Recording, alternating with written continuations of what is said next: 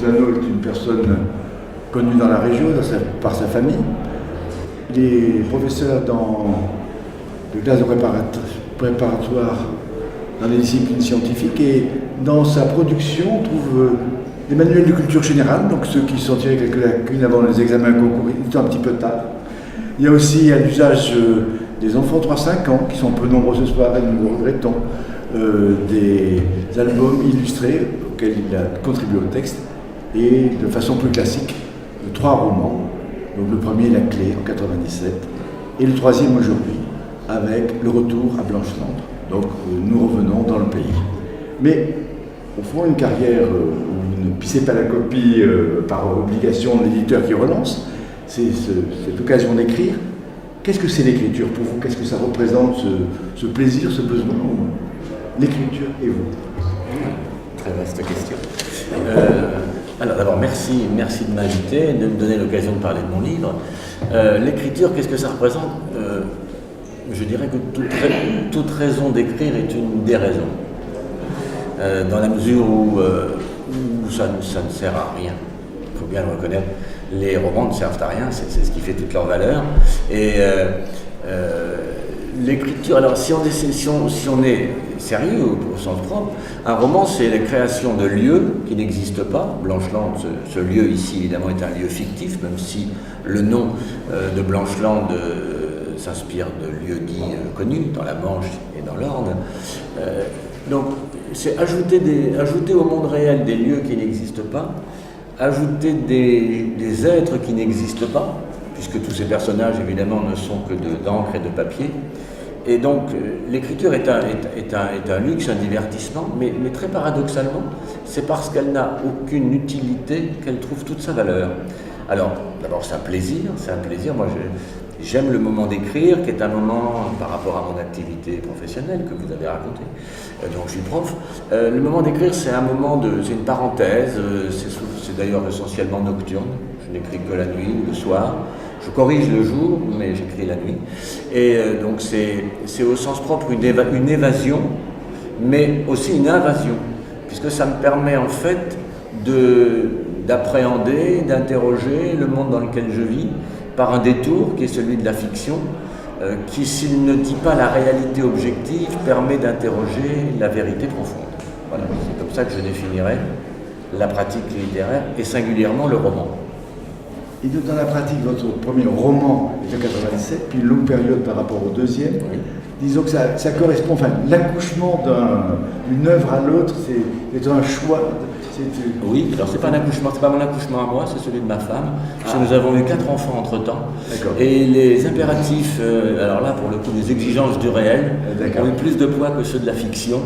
Et je l'explique de cette manière, c'est peut-être pas la seule raison, mais c'est le moment où précisément les enfants ont grandi, et non pas que la littérature soit un divertissement vain, comme je le dis, c'est très important, mais disons que les enfants ont requis toute mon attention à ce moment-là. Et j'ai écrit d'autres choses. J'ai écrit du théâtre, j'ai écrit des ouvrages plus scolaires, universitaires, mais le roman, j'ai symptomatiquement, quand le petit dernier a quitté la maison, j'ai repris le roman. D'accord, donc ce sont les enfants suivants d'une autre façon. Voilà. C'est les Clausewitz de la littérature, d'une autre façon. Balzac disait que ses livres étaient ses enfants. Sauf que Balzac, lui, n'a pas fait d'enfants. D'accord, mais il a fait beaucoup de livres. Il a fait beaucoup de livres. Alors pour une note de gaieté, dans une société qui adore la mort, on commence par un enterrement. Et d'ailleurs, vos héros s'appellent Antoine, et on commence, voilà, donc c'est tendance. Oui, j'aime bien les morts. Tous mes romans commencent effectivement par un enterrement. D'accord. Oui. La mort, c'est la vie, au sens platitude, mais c'est au moment de la mort qu'on perçoit toute l'intensité de la vie. On n'a pas besoin de la mort pour savoir que la vie est intense, mais on le perçoit d'autant mieux quand la mort est là. Effectivement, les 3 romans s'ouvrent sur une scène d'enterrement. Voilà. Celui-ci n'est pas un enterrement, d'ailleurs. J'ai voulu faire une petite variation un peu moderne. Là, on a une incinération. On a cédé aux tendances du temps. Oui, parce que le personnage qui meurt a un fils branché, moderne, qui considère que la terre est désuète et que le feu donc, est bien plus propice à faire disparaître son père. Voilà. Et le retour de cette crémation se retrouve tout un monde des copains, des amis. Et je crois que c'est le côté important de l'amitié autour du football. Je crois que c'est ça qui sont dans ces thèmes-là, qui sont le point de démarrage de ces retrouvailles. Enfin, c'est vrai, c'est tout à fait résumé, tout à fait justement. Il y a effectivement un personnage qui meurt, ça c'est le début, c'est le point, le stimulus. Et autour de ce cercueil, qui n'est pas une tombe, mais qui est un cercueil, se retrouve un groupe qui est en fait, vous l'avez dit, une équipe de foot, et d'anciens, alors c'est des vieux footballeurs, des footballeurs qui ont déjà 50 ans, mais footballeur un jour, footballeur toujours, enfin, c'est comme fumeur, moi je ne fume plus, mais je suis toujours fumeur. Et donc ce sont des footballeurs dans l'âme, et donc ils se retrouvent autour de ce cercueil, et qui vont donc brûler leur ami, et ils se retrouvent dans sa maison, et ces retrouvailles donnent lieu à tout alors je dirais la dimension peut-être la plus tournée vers le passé, puisque le livre va faire travailler les 3 formes du temps, le passé, le présent et le futur, et là c'est ce retour vers le passé, cette commémoration. Ils vont se retrouver dans la maison de campagne, puisque Blancheland c'est la campagne profonde de leur ami, et l'un d'entre eux, donc qui s'appelle Simon, eh bien, il va rester dans cette maison. Il y a une espèce de captation qui va se faire, de fascination pour le lieu. Le génie du lieu va l'absorber, et il va faire lui aussi à sa manière son retour à Blancheland dans les pas de son ami. Espèce d'histoire, un abîme. Et donc c'est ce retour à la terre, il y a de superbes descriptions, enfin même de la terre, du sol, la terre ductile. J'ai découvert ce mot que j'étais à plusieurs, que je vais oublier, pour être honnête, et qui m'a plu. C'est vraiment, mais la terre, elle ne ment pas, pour parler d'auteurs modernes et actuels, et c'est un citadin se retrouvant et presque absorbé, finalement, par le personnage de ce ami dans le cadre de Blancheland. On se retrouve dans et un changement de personne, c'est une mutation, enfin, c'est de ce passé, de cette amitié, quel est leur présent maintenant? Alors voilà, vous avez raison de rappeler qu'effectivement il y a un enjeu, sans être d'une sociologie poussée, mais il y a un phénomène de société que j'observe, qui est ce ras-le-bol, cette saturation de la part de beaucoup d'entre nous, pour le monde de la ville, le monde citadin, ce que Régis Debray appelle la civilisation du bougisme, qui est une civilisation qui s'agite plus qu'elle n'agit. Et face à ce bougisme, il y a une volonté, par exemple on l'a vu dans vivre lentement, manger lentement, finir avec le fast-food pour revenir avec le slow food. Il y a ce mouvement qui n'est pas insignifiant, qui est un tropisme contemporain. Et j'ai voulu que mon personnage de Simon soit représentatif de ce désir. Alors Simon, c'est pas un personnage plein. Moi j'aime bien les personnages creux au sens, c'est un personnage c'est un naïf, c'est un personnage qui est plus une plaque sensible, qui reçoit les émotions, plus qu'il ne porte vraiment une vision du monde. Et il va se laisser imprégner par le lieu, et il va découvrir ce plaisir de vivre autrement. J'ai voulu qu'il soit un personnage intégré dans la vie active. Il est chercheur en physique nucléaire, c'est-à-dire quelqu'un qui est dans son époque, dans son temps, et il va vivre une forme de retour. Alors vous avez évoqué la Terre, je fais référence à Giono, et c'est un de mes auteurs préférés. Alors rien à voir avec le Giono avec la région de Giono, mais la Normandie, on observera qu'elle n'a pas une très bonne presse dans la littérature. Il y a Barbé d'Aurevilly, il y a Flaubert, mais c'est vrai que de la Normandie, on n'a pas beaucoup d'images. La Bretagne, oui, bien sûr, la Provence. Et j'ai voulu, non pas être le Giono de la Normandie, mais donner à la Normandie des accents qu'on peut trouver sous la plume d'autres auteurs. Voilà. Alors il y a le fait de retrouver la terre et de retrouver la personne. Et en retrouvant Antoine, qui finalement a été atteint d'acédie dans sa vie, absolument. C'est Raffarin qui l'avait découvert en un temps. Raffarin avait repris ce mot. Il avait repris, comme selon ses habitudes d'ailleurs. Mais c'était un sujet. Et donc, l'acédie, c'est-à-dire la paresse. Tout à fait. Voilà. Et donc, comment Antoine, tétanisé par l'acédie, a retrouvé le goût de la vie. Je crois que c'est ça qui est extraordinaire, c'est le fait d'observer, de regarder, de retrouver des graines d'avenir. C'est un terme qu'on trouve de façon très forte. Et comment ce personnage de Simon, finalement, reprend une forme de suite. Tout à fait. Et revit. Voilà. On retrouve le sens de la vie, etc. Alors, un des thèmes qui parcourt, vous avez cité mes trois romans, et un des thèmes qui parcourt ces trois textes, c'est le lien. C'est ce que j'aime dans la littérature, c'est ce que le cinéma ne sait pas faire. Et le cinéma montre les objets. Par exemple, le cinéma peut nous filmer tous les deux. On peut me filmer parlant, vous filmer écoutant, l'inverse. Mais Bergman disait, le génie du cinéaste, c'est de filmer l'entre-deux. C'est-à-dire non pas ce que l'un et l'autre disent, mais ce qui se passe, cette espèce de je ne sais quoi qui existe entre les deux. Et les grands cinéastes savent le faire. Clint Eastwood sait le faire, Sergio Leone sait le faire. C'est-à-dire faire apparaître cet ineffable. Et moi, j'aime dans les romans cet art, au sens cette technique qui consiste à expliciter ce qu'est le lien. Alors le lien entre les êtres, le lien entre les êtres et les choses, et le lien avec le temps, parce que nous avons tous un lien avec le passé. Alors le passé, c'est un partenaire particulier, parce que c'est un partenaire absent. Et pourtant, c'est un partenaire qu'on fait ressortir à chaque fois qu'on l'évoque. Et j'ai voulu donner au personnage de Simon cette capacité à se remémorer, revenant dans le lieu, quelque chose qu'il n'a pas vécu et qui tout d'un coup va constituer le sens de sa vie, comme vous l'avez dit. Et ce qui me frappait, c'est ce mot que le passé n'était pas figé. Absolument. Et ça, c'est très, au lieu de voir quelque chose qui ne vit plus, entre le passé qui serait mort et les grains d'avenir, cette lecture que vous avez de cette vision du temps qui vit. C'est un peu comme à un moment donné, vous dites, comme le tableau de Cézanne, l'importance du regard. Et comment le regard arrive à donner, à changer la personne que l'on voit. Oui, vous citez l'exemple de Cézanne, c'est vrai que je le prends. Cézanne, quand il peint 10 fois la Sainte Victoire, il va changer de jour, il va changer d'éclairage, il va changer de position, et à chaque fois on aura 10 Saintes Victoires différentes. Donc c'est pas le monde qui change, c'est notre regard sur le monde. Et là je crois vraiment à cette idée, pas suffisamment popularisée, que le passé n'est pas figé, c'est nous qui le créons. Et à chaque fois nous recréons notre passé.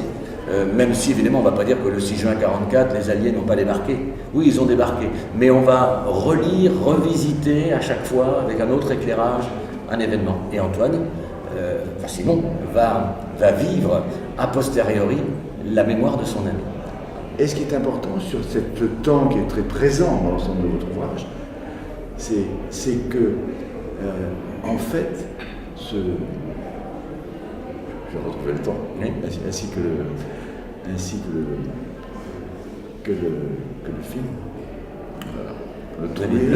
Il n'a pas de souffleur, on va y arriver. Le temps est présent, vous dites.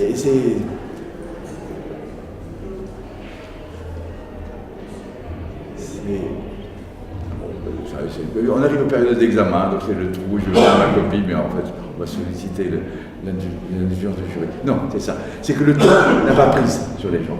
Et c'est que comment cette équipe d'amis, cette bande de copains qui ont été les fouteux, finalement, on ne peut pas dire qu'ils n'ont pas vieilli, ce qui serait une vision du jeunisme. Mais j'ai cru noter l'expression que le temps n'avait pas de prise sur eux. Que finalement, ils avaient évolué, ils avaient changé. Leur maillot avait rétréci. Oui. Mais c'est l'absence de prise du temps, c'est pas aussi fort que l'on veut dire.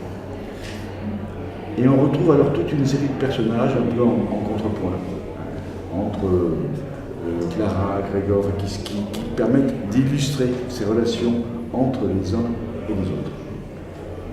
Il y a pour vous une fascination pour les personnages de roman, une façon d'illustrer, c'est d'arriver à, et on verra par la suite pour l'arrivée de Sneeman, c'est ce désir de comprendre, de raconter, qui est vraiment essentiel pour vous, à travers ces personnages qui illustrent, qui représentent. On a essayé de les comprendre et non pas de les juger. Alors ça c'est le plaisir du roman. On me demande souvent pourquoi je n'écris pas des essais par exemple, parce que certains romanciers sont aussi essayistes, mais ce que j'aime dans le roman, c'est que l'idée n'est jamais donnée dans sa dimension abstraite. Bon là on fait de l'abstraction parce qu'on prend du recul, mais dans l'écriture du roman, on ne représente pas l'amitié. Comme la phrase « dessine-moi un mouton », on ne peut pas dire « dessine-moi l'amitié ». En revanche, ce qu'on peut suggérer, c'est des personnages qui sont amis. Et le roman n'est jamais une démonstration, c'est toujours une monstration. On montre, on décrit, on laisse parler les personnages, et chacun d'eux va pouvoir exprimer une idée, mais aucun d'entre eux n'est n'est figé, aucun d'entre eux n'est le porte-parole d'une idée. C'est ce que j'aime dans le roman, c'est cette plasticité que les plus grands romanciers du 19e savaient très bien faire. Flaubert fait de Madame Bovary quelqu'un qui devient l'archétype de l'ennui, et d'ailleurs on a même inventé le bovarisme. Il crée le bovarisme avec Madame Bovary, et non pas il installe Madame Bovary dans le bovarisme. Voilà. Et le plaisir du roman, moi je l'aime en tant que lecteur, mais je goûte ce plaisir en tant qu'auteur, c'est de suggérer des idées par l'intermédiaire des personnages. Et alors, au niveau des personnages, il y a une éruption dans le roman. C'est une plus ancienne qui est le personnage de Slimane, qui est une sorte de fils spirituel d'Antoine. Et d'autre part, son frère Tariq, qui on rentre dans le monde de la radicalisation, qui est une grosse deuxième partie de l'ouvrage, mais cette irruption qui peut paraître dans une lecture rapide, un peu artificielle, en fait, c'est ce prolongement de ce personnage de Slimane, c'est une espèce de grenade qui éclate. Est-ce que vous pouvez nous le resituer? Oui, ça va tout à fait dans la logique que vous proposiez, qui est celle du temps. Ce personnage qui fait une espèce de retour à Blancheland, dans un temps passé, le temps de la mémoire, le temps de l'amitié, qui est aussi un certain passéisme même parfois, va voir faire l'irruption du présent en la personne d'un gamin, donc changement de génération, et puis d'un gamin qui n'est pas n'importe quel gamin, qui s'appelle Slimane, son frère s'appelle Tariq, donc on a bien compris, ce sont des gamins d'aujourd'hui, et singulièrement des gamins qui n'ont pas la même mémoire, puisque ce sont des gamins de la deuxième, troisième génération d'immigrés, et aujourd'hui, les profs, ça, moi je suis bien placé pour le voir, ce sont des gamins qui dans notre système scolaire sont forcément en difficulté. Sont en difficulté parce que notre système a du mal à les intégrer. Et nous avons, nous les profs, du mal à leur communiquer. Alors évidemment pas à tous. L'intérêt c'est que Slimane, lui, c'est le gamin qui réussit, c'est le gamin de l'intégration. Par contre, Tariq, il représente l'autre versant, le côté obscur de cette intégration, et lui, il ne veut pas. Et on voit... on le voit y compris dans nos provinces. J'ai voulu le situer dans cette Normandie traditionnelle. On voit apparaître aujourd'hui tous les jeunes profs que je vois autour de moi, mais bon, les médecins qui soignent les gens le voient également, les élus le voient.